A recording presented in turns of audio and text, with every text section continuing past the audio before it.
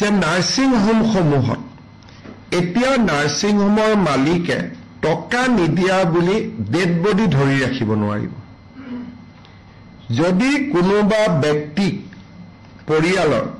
মৃত শৰীৰ নাৰ্ছিং হোমে 4 ঘণ্টাতকৈ বেছি ধৰি ৰাখে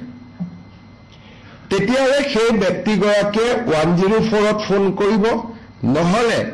লোকেল পুলিচক ফোন কৰিব The dignity to the dead person is paramount. কোনো dead body তেওঁলোকে মৰ্গত পইচা নিদিয়া বুলি ৰাখি থব নোৱাৰিব টকা পইচা যি আছে তেওঁলোকে সিভিল কেছ কৰক কিবা কৰক টকা উভতাই লওক কিন্তু dead body human dignity contrary হয় dead body তো তেওঁলোকে বন্ধকত ৰাখি থব নোৱাৰিব ইয়াৰ কাৰণে আমাৰ কেবিনেট মেমৰেন্ডাম সহি হৈ যোৱাৰ লগে লগে এইটো তেওঁলোকৰ যিকোনো গাৰ্জেনে যে মোৰ ডেড বডিটো 4 ঘণ্টাৰ ভিতৰত মুকলি কৰি দিয়া নাই বুলি ক'লে গাৰ্জেন সকলে 104ত ফোন কৰিব পাৰিব বা লোকেল পুলিচ ষ্টেচনত ফোন কৰিব পাৰিব পুলিচে গৈ ডেড বডিটো লগে লগে ৰিলিজ কৰি দিব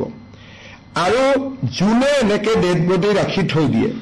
তেওঁলোকৰ আমি 3 পৰা 6 মাহলৈকে লাইসেন্স সাসপেন্ড কৰিম আৰু তেওঁলোকে 5 লাখ টকালৈকে পেনাল্টি দিব লাগিব